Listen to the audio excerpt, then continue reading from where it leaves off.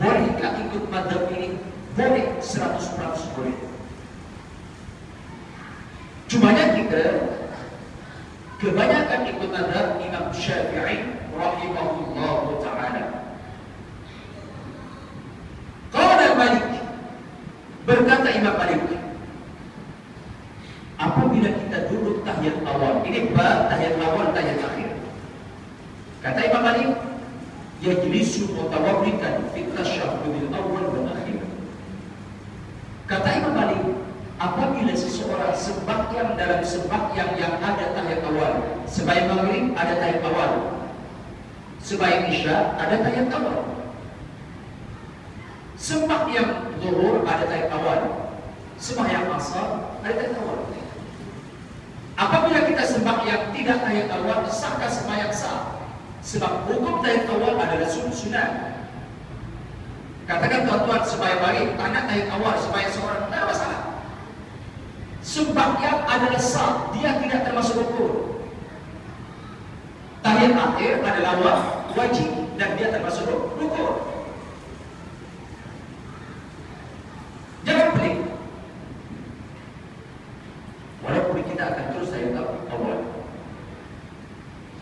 Kata Imam Malik, cara duduk tak ada orang tahiyat dia berdiri, mesti dalam keadaan duduk. Cumanya kata Imam Malik, apabila tahiyat awal dan tahiyat akhir, yang terbaik kata Imam Malik adalah duduk mutawarrik. Duduk mutawarrik adalah duduk macam kita tahiyat akhir. Jadi mana? Apabila kita berantau atau berjalan jauh, ada orang sembahyang sebagai imam atau mana-mana imam, atau nampak masjid masuk masjid mana-mana di Timur Tengah, sebabnya tahiyat awal duduk iftirash. Iftirash. Duduk macam ini. Tapi dia tak, dia duduk tahiyat akhir. Duduk macam tahiyat akhir. Sebenarnya apabila ada orang buat macam ini, sembahyang dia adalah sah. Dia ikut mazhab Imam siapa? Imam Malik rahimahullah ta'ala. Ini kita masuk. Aina dalil? Mana dasar Imam Malik? Adakah dia hanya membuat fatwa saja? Tidak. Tengok. Rawah Ibnu Mas'ud. Ada satu hadis yang diriwayatkan oleh Ibnu Mas'ud. Ibnu Mas'ud banyak saya bincang. Dalam 114 surat yang diturunkan kepada Rasulullah SAW, 70 surat seakan-akan hadir di situ Ibnu Mas'ud pada waktu Nabi menerima wahyu. Itulah hebatnya Ibnu Mas'ud. Dan dia adalah pakar tafsir yang luar biasa selain Ibnu Abbas. Anna Nabi sallallahu alaihi wasallam kana yajlisu fi wasli salat wa akhirah mutawarrikan.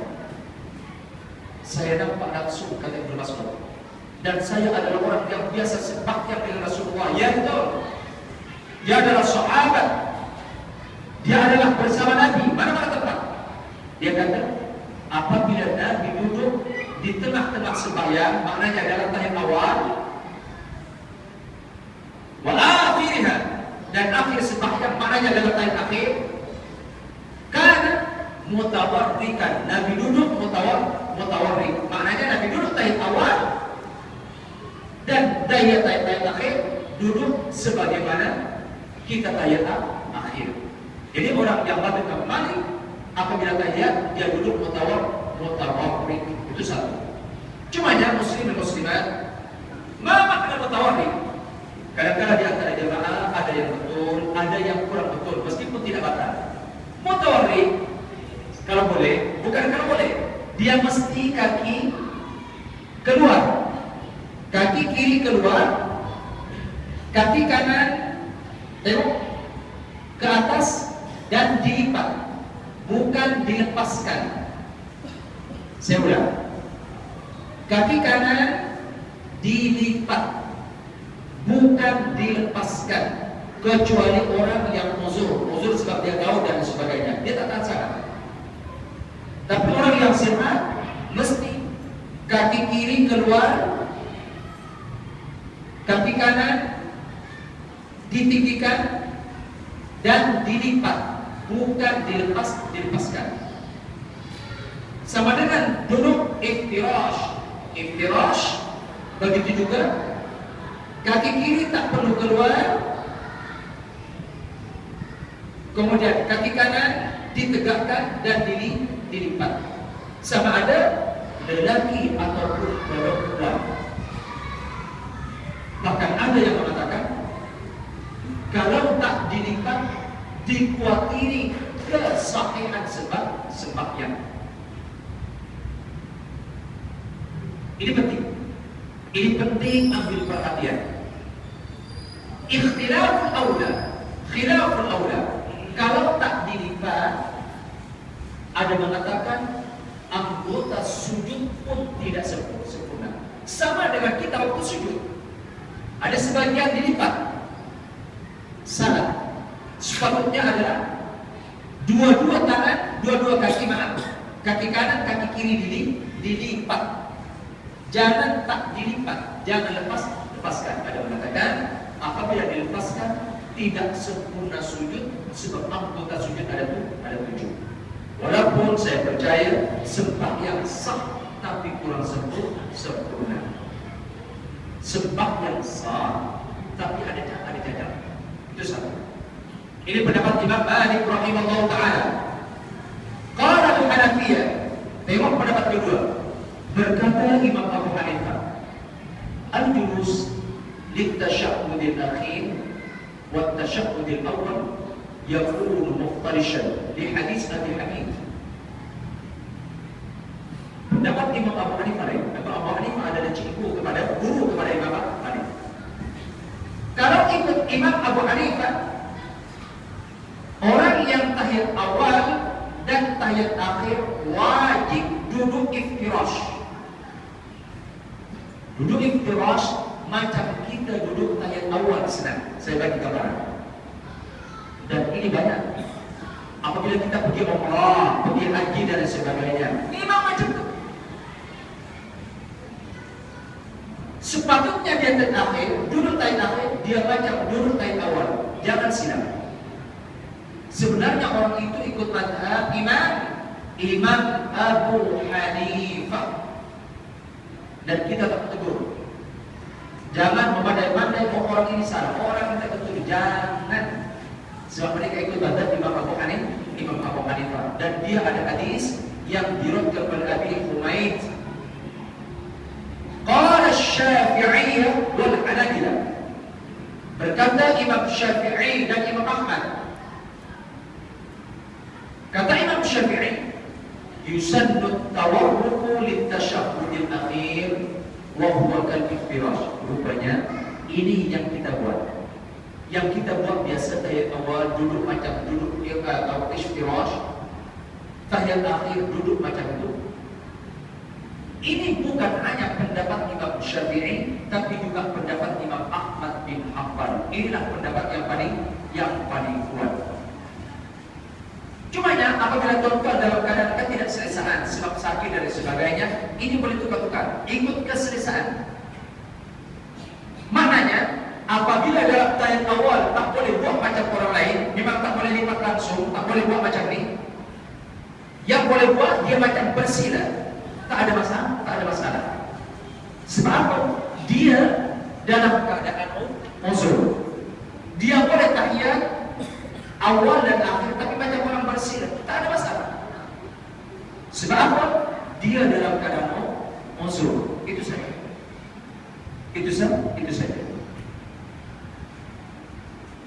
Surat ini kita berbincang ilmu.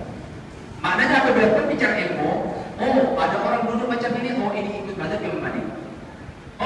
Duduk macam itu, orang ini ikut mazhab Imam Abu Hanifah. Yang kita ini buat adalah ikut mazhab Imam Syafi'i dan Imam Ahmad bin Hanbal. Itu pertama. Kedua, di manakah meletakkan tangan dalam tahiyat? Ada sebagian dilepaskan, dua-dua. Ada sebagian tangan kanan digenggam. Ada sebagian tangan kiri melebihi lutut ke depan. Ada sebagian ke belakang, bagian tengah-tengah lutut. Tangan kiri dan kanan. Ada sebagian lurus dengan lutut. Aina dalil. Di manakah keterangan yang qat'i? Kita tengok satu persatu cara meletakkan tangan. Qala al-Hanafiyah. Berkata Imam Abu Hanifah, yadau yumna ala fakhdi yumna wa yusra ala yusra wa yabsutu asabi'ahu kal jalsah baina as-sajdatain mufarrijan qalilan ja'ilan atrafa 'inda rukbatain wa la ya'khudhu rukbah fil asab. Tengok, mengikut pendapat Imam Abu Hanifah, apabila kita duduk tahiyat, tangan kanan dan tangan kiri biasa semua letak atas lutut.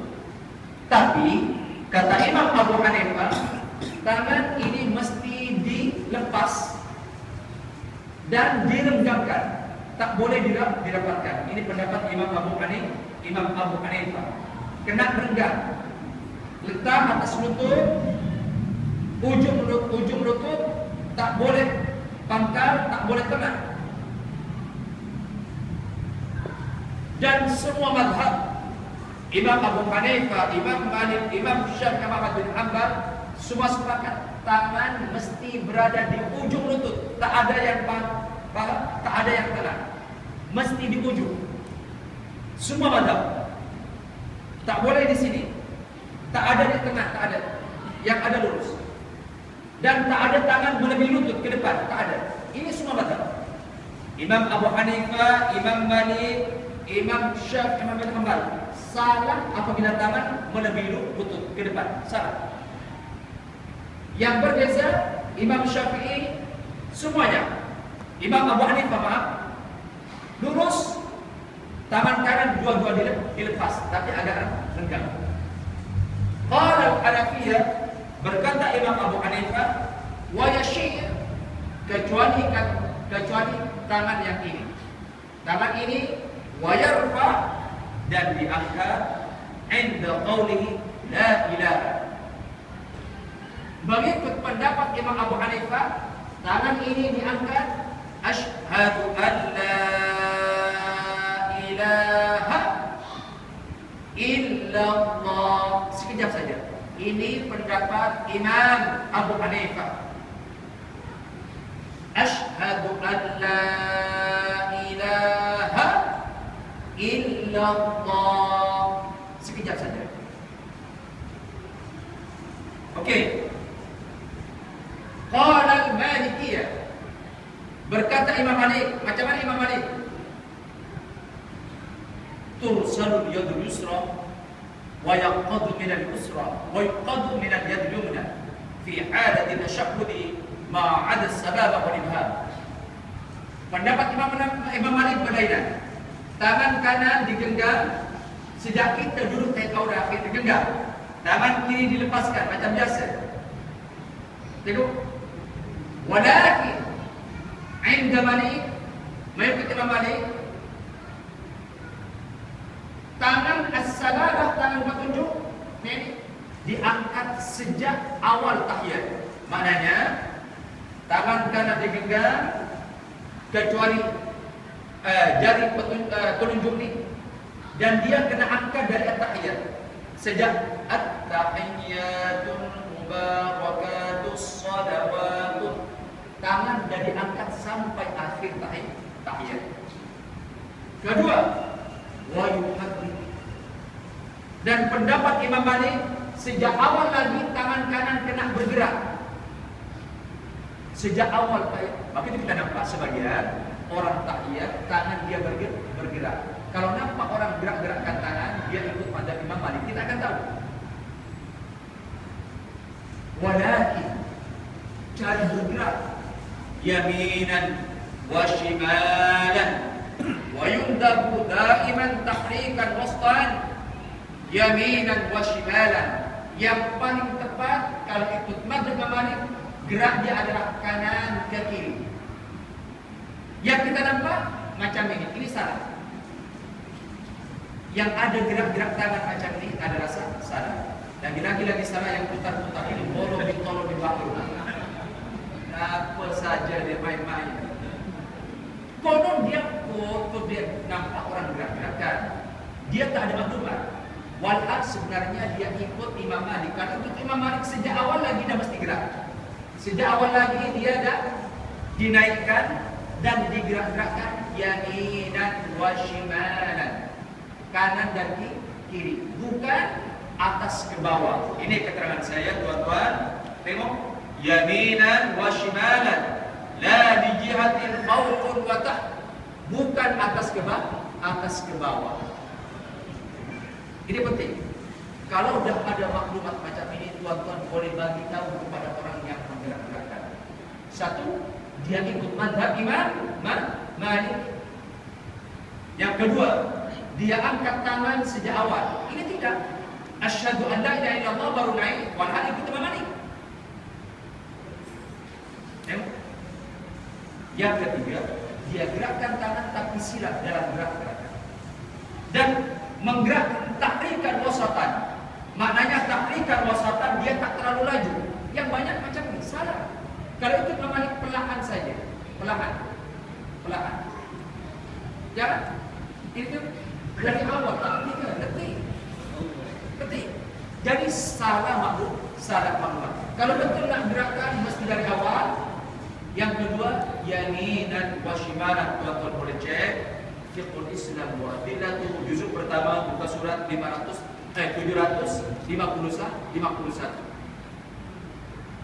Oke, tak perlu risau. Qala Syafi'iyah, berkata Imam Syafi'i, wal Hanabilah, dan Imam Ahmad bin Hanbal.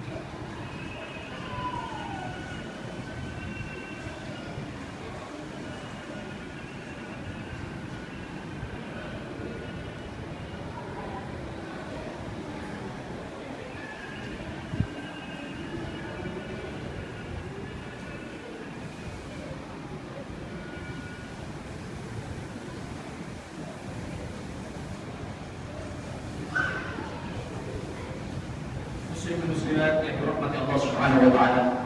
Sebelum kita akhiri majlis ini, saya katakan qala Syafi'i wal Hanabilah. Imam Malik dah selesai. Jadi kita tak perlu risau lagi. Maknanya kenapa orang menggerakkan tangan di mazhab Imam Malik, tapi itu yang paling tepat.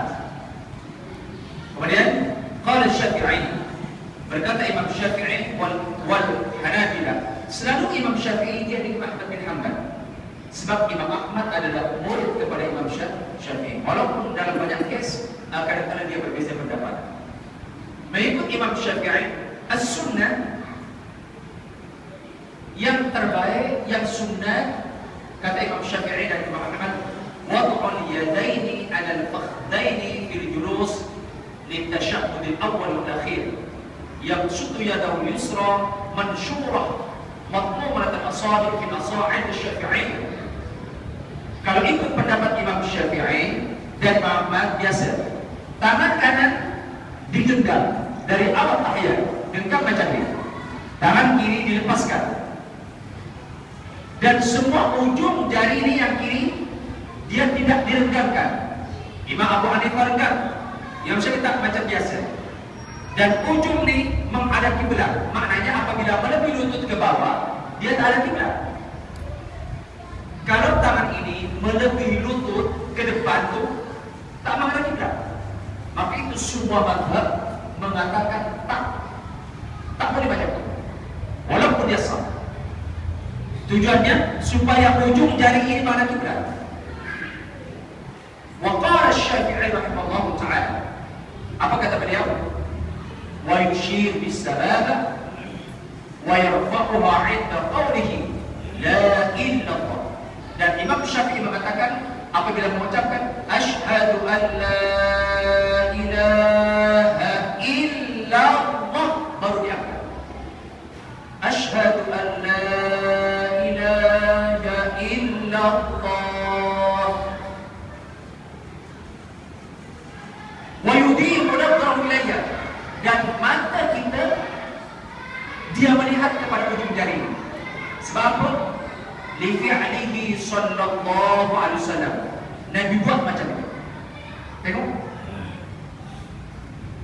Wala yuharrikuha.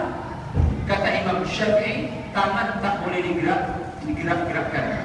Jadi kalau ikut mazhab Syafi'i, diangkat tangan illallah dan tak boleh digerak-gerakkan sampai habis kata tahiyat. Walakin adakah tahiyat sampai syahadat saja atau salawat? Ini ulama berbeza pendapat. Imam Syafi'i mengatakan dan Imam Malik membaca salawat adalah tidak wajib.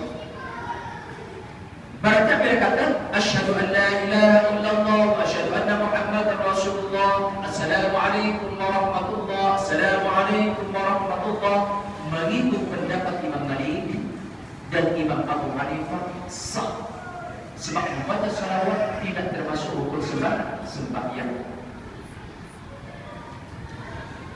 Wa qala Asy-Syafi'i wal Hanabilah, Imam Syafi'i dan Imam Ahmad mengatakan tajibu shalah 'ala nabi fi at-tashahhud al-akhir. Membaca salawat dalam tahiyat akhir mengikut pendapat Imam Syafi'i adalah wajib. Begitu juga Imam Ahmad bin Hanbal. Tetapi perbezaannya, Imam Syafi'i mengatakan membaca wa ala ali Muhammad sunnah. Allahumma salli ala sayyidina Muhammad, assalamualaikum warahmatullah, cukup kata Imam Syafi'i. Membaca wa ala ali sayyidina Muhammad sunnah kata Imam Syafi'i. Walakin wajibatun 'inda al-Hanabilah, mengikut Imam Ahmad bin Hanbal, membaca wa ala ali sayyidina Muhammad adalah wajib. Dan dalam konteks ini saya ikut mazhab Imam Ahmad bin Hanbal. Apa salahnya? Madam Allahumma shalli ala sayyidina Muhammad wa ala ali sayyidina Muhammad. Kemudian assalamualaikum warahmatullah, assalamualaikum warahmatullah. Satu. Kama shallaita ala sayyidina Ibrahim, itu namanya salawat Ibrahimiyah. Sebagai tuan-tuan membaca kama shallaita ala Ibrahim wa ala ali Ibrahim. Sebagian kama shallaita ala sayyidina Ibrahim wa ala ali sayyidina Ibrahim. Betul? Kalau saya tanya satu persatu, saya rasa mungkin ada banyak ulama di sini. Ada yang baca, ada yang tak baca. Encik baca ke tak? Baca. Baca. Rasulullah baca. Allahumma shalli sayyidina. Allahumma shalli ala sayyidina sayyidina. Tak baca. Allahumma shalli ala Muhammad. Anak jadi tak baca. Baca. Baca. Yang mananya sebagian baca, sebagian tak baca. Sekarang dari segi hukum, bolehkah membaca sayyidina dan di manakah keterangannya? Kita tengok bab ini, as-siyadah li Muhammad. Kita tanda hanya ikut-ikutan saja. Rupanya qala al-Hanafiyyah wasy-Syafi'iyyah tundabu as-siyadah li Muhammadin fi shalawat Ibrahimiyah. Mengikut pendapat Imam Abu Hanifah dan Imam Syafi'i, sunnah membaca sayyidina dalam salawat Ibrahimiyah. Salawat Ibrahimiyah, kama sallaita ala sayyidina Ibrahim wa ala ali sayyidina Ibrahim wa barik ala sayyidina Muhammad wa ala ali sayyidina Muhammad kama barakta ala sayyidina Ibrahim wa ala ali sayyidina Ibrahim fil alamin innaka Hamidum Majid. Menambah sayyidina mengikut pendapat Imam Abu Hanifah dan Imam Syafi'i adalah sunnah.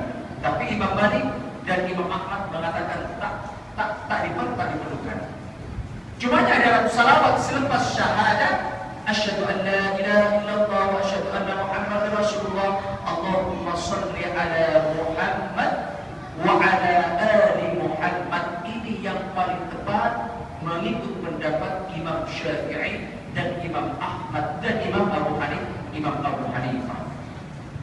Tengok, jadi terulang dengan tuan-tuan, di manakah kekurangannya dan di manakah kesilapannya. Kalau ada yang silap, inilah pembetulan yang paling tepat. Tuan-tuan boleh cek sendiri dalam Fiqhul Islam wa adillatu muka surat 755. Terus banyak lagi persoalan yang perlu kita bincang, cumanya masa sudah sampai ke penghujungnya. Walaupun apabila ada persoalan yang kurang jelas, dalam persoalan yang kita timbulkan tadi, lelaki perempuan adalah sama. Walaupun apabila ada yang kurang jelas, ada soalan-soalan yang perlu kita bincang bersama yang tak semestinya saya jawab. Mungkin tuan-tuan lebih arif dalam hal ini. Kita bincang 2-3 persoalan dalam majelis ini. Kalau ada kita sebagai insyaAllah. Apabila ada, dipersilakan sama ada lelaki ataupun perempuan. Kita tanya suara-suara dalam segi hukum. Apabila ada keraguan, kita timbulkan. Terima kasih. Apabila tak ada, kita sebaik insyaAllah. Kita bagi masa 2-1 atau 2-3 menit untuk berfikir. Sama ada berkaitan dengan ini ataupun yang lain. Persilakan. Ya.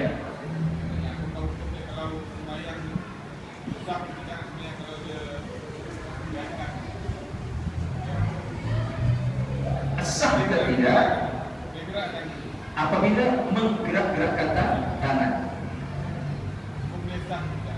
Sah atau tidak? Soalan cukup bagus. Apabila kita gatal, tentu kita akan gabung. Tengok, dalam sembahyang bergerak lebih daripada 3 adalah batal. Tapi apabila hanya mengguna pakai ini 100 kali pun tak ada masalah, tak ada. Yang batal apabila melibatkan semua tangan. Soalan dalam tahiyat, bolehkah menggerak-gerakkan tangan? Sah atau tidak? Batal atau tidak? Tidak batal. Sah, tak ada masalah. Cuma yang persoalannya, kalau nak ikut mazhab Imam Malik, dia gerakkan daripada awal dari kanan ke kiri. Kalau atas ke bawah, makanya dia tidak ikut Imam Malik dan sembahyang dia ada tetap tidak sah, tapi kemungkinan dia adalah makruh. Sebab apa? Tak ada penuntukan dari mazhab. Imam Abu Hanifah tak mengatakan macam itu. Imam Syafi'i tidak mengatakan macam itu. Imam Ahmad tak mengatakan macam itu. Imam Malik pun tak mengatakan macam itu. Yang Imam Malik kata adalah yaminan wa shimalan, kanan dan kiri. Jadi dia sah tapi makruh. Allah, terima kasih. Ada yang lain? Cukup, ya.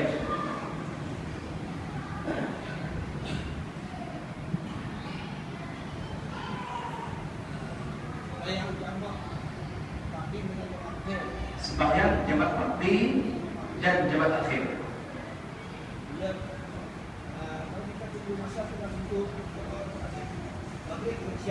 Katakan maghrib dengan isya.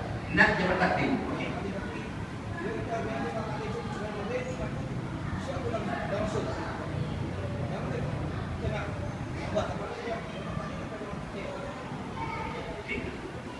Dia jalan jauh senang. Contohkan kita nak pergi Melaka ataupun tempat yang jauh. Dia nak jamak takdim. Tapi persoalannya masa dan sudut.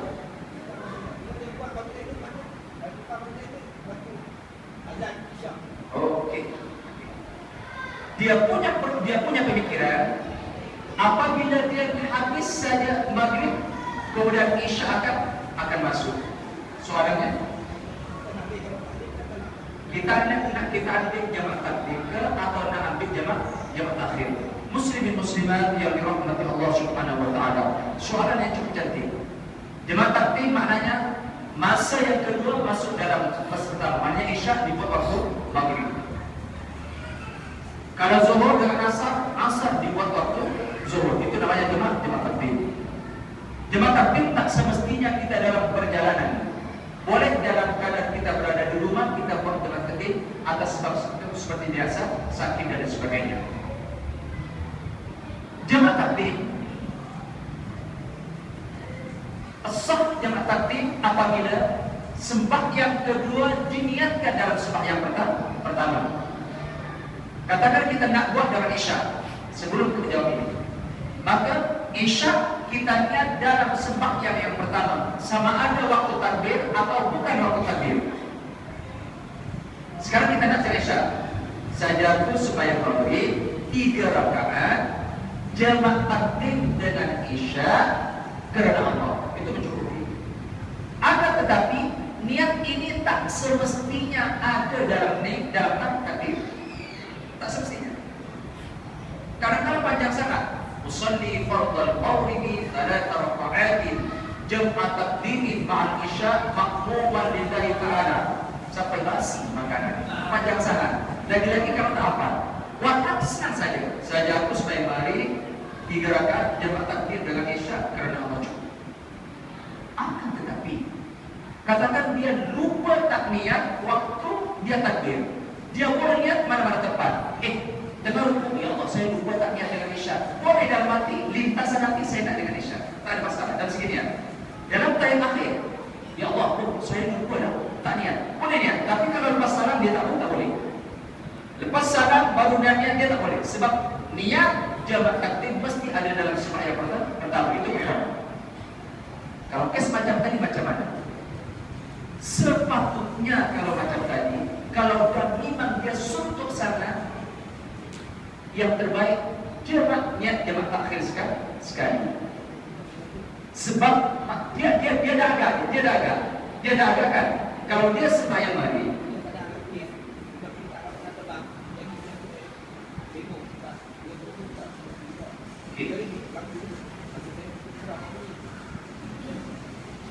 maknanya apabila cikgu nak pergi umrah, benda ini berlaku.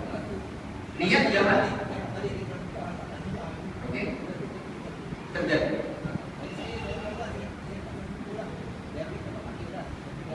Okey. Apabila kita dajangkan macam itu, yang terbaik niat jamak takhir. Dia ada tentukan, tak ada masalah. Apa maknanya dia dah salam, dah masuk waktu kedua. Di mana kalau taknya jamak takdim? Walhal jamak takdim sembahyang yang kedua dilakukan pada waktu yang pertama. Kes ini tidak. Dia niat jamak takdim, tapi masa dah habis. Apa maknanya? Dah maghrib dah dapat pun juga tak bagus. Sebab maghrib awal, zuhur pun awal, isyak di awal itu terbaik. Jadi kalau situasi macam itu, yang terbaik niat jamak takhir. Dan niat jamak takhir perlu diniatkan di waktu yang pertama, bukan di waktu kedua. Kalau niat di waktu kedua itu jadi qada, itu pun jadi haram. Itulah itulah pentingnya niat. Jadi kalau macam tadi, muslimin muslimat yang dirahmati Allah, yang terbaik dia niat jamak takhir. Jadi tak kena pun kisah apa-apa. Dan kalau niat jamak takhir, isya dibuat di maghrib dibuat di isya. Dia boleh buat isya dulu, boleh maghrib dulu. Mana-mana yang elok. Boleh buat maghrib dulu, boleh buat isya dulu. Cumanya apabila waktu kedua juga akan habis, dia niat jamaah akhir, zuhur saya nak buat di asar. Ini rupanya perjalanan pun tak menentu. Tiba-tiba ada perkara, ada masalah yang kita pun terlambat. Asar pun dah nak habis. Kalau terjadi kes semacam itu, dia wajib buat sembahyang yang kedua dulu, bukan yang pertama. Katakan zuhur dan jamaah akhir, waktu asar pun dah nak habis, dia wajib buat asar dulu. Jangan buat zuhur dulu. Baru lepas asar dia buat zuhur. Itu yang paling tepat. Allah terima kasih. Begitu. Ada yang terakhir? Tak ada. Saya rasa apa-apa masalah insyaAllah kita akan bincang dari masa ke semasa dalam persoalan ini. Termasuk yang akan kita bincang kes yang besar adalah doa qunut. Adakah doa qunut itu Allahumma hdini fiman hadait saja? Adakah ada doa lain? Kenapa Imam Abu Hanifah menentang keras adanya doa qunut? Kenapa macam itu? Adakah kalau doa qunut boleh lebih panjang daripada tahiyat akhir? Syarat keempat, bolehkah apabila doa qunut membaca salawat? Kenapa dalam doa qunut kalau dah last dikuatkan suara, ada menentukan ke tidak? Soalan ke-8, bolehkah lepas doa qunut tangan diusap ke muka? Boleh ke tidak? InsyaAllah kita akan bahas dalam pertemuan-pertemuan yang akan datang yang lebih menarik lagi dalam bab semacam ini. Wa'afu minkum wa ma'af. Wa'afu minkum. Wassalamualaikum warahmatullahi wabarakatuh.